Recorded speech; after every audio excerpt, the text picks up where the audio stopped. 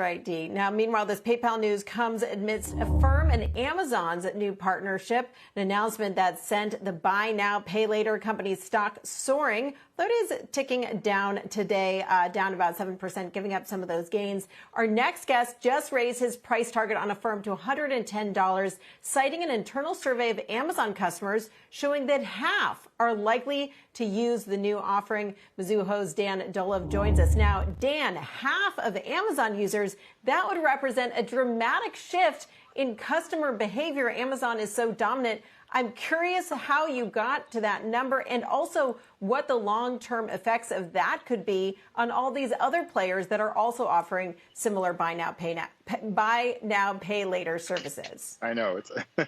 Thank you so much. It's great being on the show. Really appreciate it. I mean, we did it. I mean, over the weekend, the news hit. We actually did the survey of about 200, as you said, 200 Amazon customers, and we were shocked as well. So almost 50% said that they're likely or very likely to try out buy now, pay later from Affirm. And, 22% said that they're very likely to try it out. And I think this is a huge number, and it just shows you that this is really bucking the trend. And, it kind of follows the acquisition of Afterpay by Square. And you're seeing that this is a real trend, and Amazon wants to be in that trend. And it's a win-win. It's a win-win for Amazon because they're getting more conversion, and it's a win-win for Affirm. So I think this is a game changer. This is at least 20 to 30% potential upside to gross merchant volumes, GMV.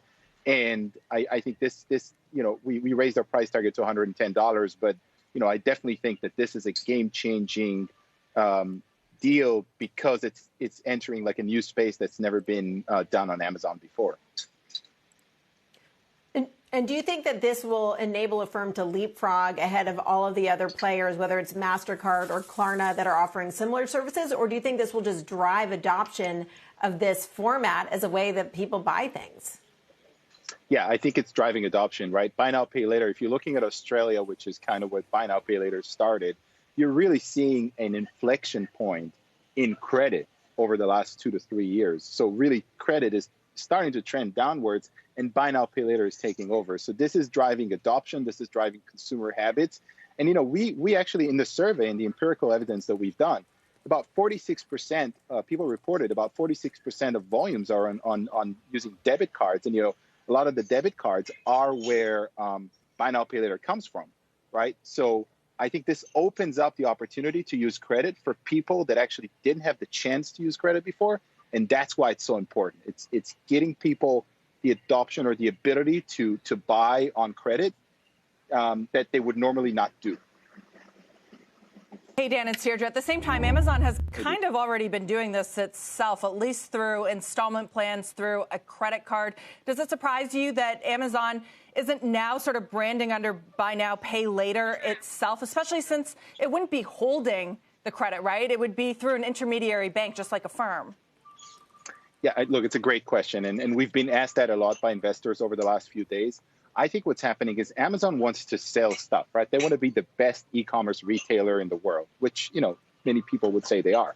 They don't want to be taking like massive amounts of balance sheet risk and extending those loans. So I think it makes a lot of sense to say, hey, who's kind of the, perfect partner that has all the data, all the analytics, all the experience in doing buy now, pay later? Let's partner with them and let's it's a win-win. We just want to sell things. I'm saying we, Amazon, we just want to sell things, and we want to be the best seller of all things.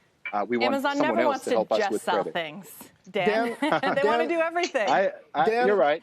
Dan, it seems like I'm being a little careful. Yeah, Dan, it seems like this is a big shift in risk from the consumer to Affirm, right? I mean, people have access to credit who didn't have it before, which is great for the consumer, lower costs for them. But my question is, even if Affirm's software, if its algorithms are better, if its risk assessment is better, doesn't it need a massive amount of access to capital, kind of bank-like, in order to protect itself to the downside in case of a sudden recession? How do you factor that into your expectations on Affirm's value and its trajectory?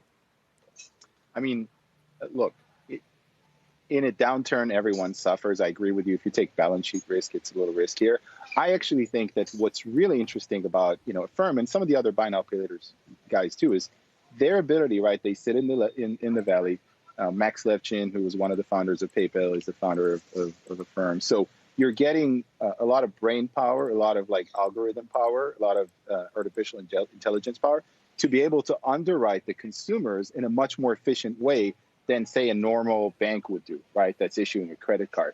And I think that's where the edge is, right? And you're seeing even through, the mini downturn that we had in COVID, if you look at Afterpay's results, which they were public at that time, again, this wasn't a real downturn, but nevertheless, you're really not seeing the default rates, right, or the transaction losses spike dramatically even during COVID, right? So I feel like their ability to underwrite and understand their customers, and this is also something we've been talking about for Square, right? Square themselves, that's kind of what they do really well with the Cash Apps.